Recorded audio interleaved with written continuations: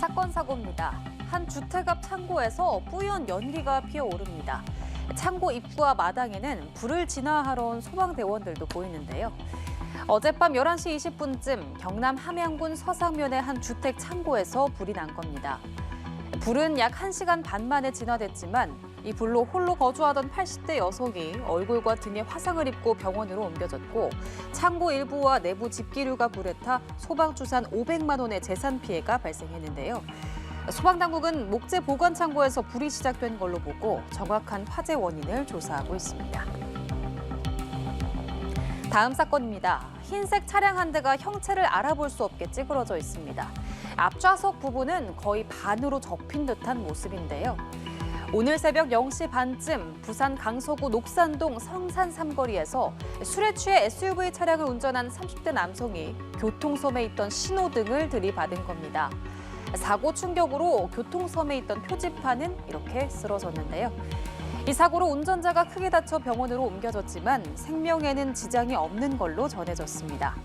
경찰은 남성이 면허 취소 수준인 혈중 알코올 농도 0.115%의 만취 상태에서 운전을 하다 사고를 낸 걸로 보고 정확한 사고 경위를 조사하고 있습니다. 다음 사건 만나보시죠. 최근 중국에서 불특정 다수를 상대로 한 무차별 범죄가 잇따르고 있습니다. 이에 중국 정부는 악성 범죄에 대해 엄중 처벌 방침을 밝혔는데요. 이런 가운데 중국 공안이 노인에게 총격을 가하는 영상이 공개되면서 논란이 되고 있습니다. 베이징에서 배삼진 특파원입니다. 중국 남부 광저우의 한 도로. 흉기를 든 노인이 공안을 향해 소리를 지르자 곧바로 총소리가 들립니다. 공안이 쏜 총에 노인은 그대로 쓰러집니다. 노인이 총격을 받은 뒤 적절한 응급조치가 없었던 것으로 알려졌는데 일부에서는 무리한 대응이었다는 비판이 나왔습니다. 최근 중국에서는 불특정 다수를 상대로 한 무차별 범죄가 잇따르고 있습니다. 지난 11일 주하이에서 인파를 향해 차량 돌진 사건이 있은 지 8일 만에 후난성의 한 초등학교에서는 승용차가 교문을 향해 돌진했습니다. 당시 등굣길에 있던 학생과 학부모 수십 명이 차량에 받쳤는데 당국은 정확한 피해 규모는 밝히지 않았습니다. 현지 매체는 해당 운전자의 아들이 학교 폭력을 당해 도움을 청했는데도 소용이 없자 보복에 나선 것 같다고 보도했습니다.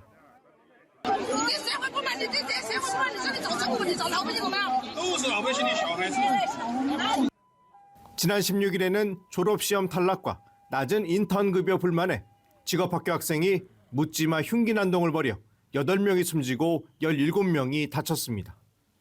중국 정부는 엄중 처벌을 경고하고 나섰습니다. 중국 최고 인민검찰원은 공공안전을 위협하는 극단 범죄에 대해서는 엄벌해 범죄를 억제하겠다고 밝혔습니다. 학교 관련 범죄에 대해서는 무관용을 견지해 학생 안전을 지키겠다고 강조했습니다. 中国政府一直并将继续采取有效的措施，全力保障人民群众的生命安全和社会稳定。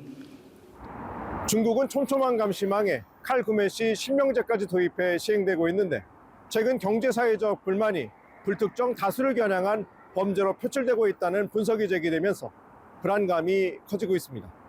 베이징에서 연합뉴스TV 배삼진입니다.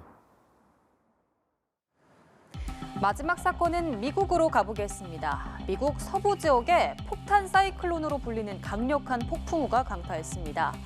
길이가 수십 미터에 달하는 거대한 나무가 뿌리채 뽑혀 도로를 가로막았고 침수 피해를 본 주민들은 흙탕물을 퍼내며 복구 작업을 벌이고 있는데요.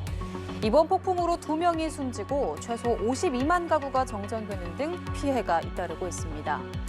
10년에 한 번 정도 발생하는 강력한 폭풍으로 기록된 이번 폭탄 사이클론으로 워싱턴주 서부 지역 해안가에는 최대 시속 163km/m의 강한 바람이 몰아쳤고 캘리포니아 북서부 일부에는 48시간 동안 406mm 이상의 비가 내릴 걸로 예보됐는데요.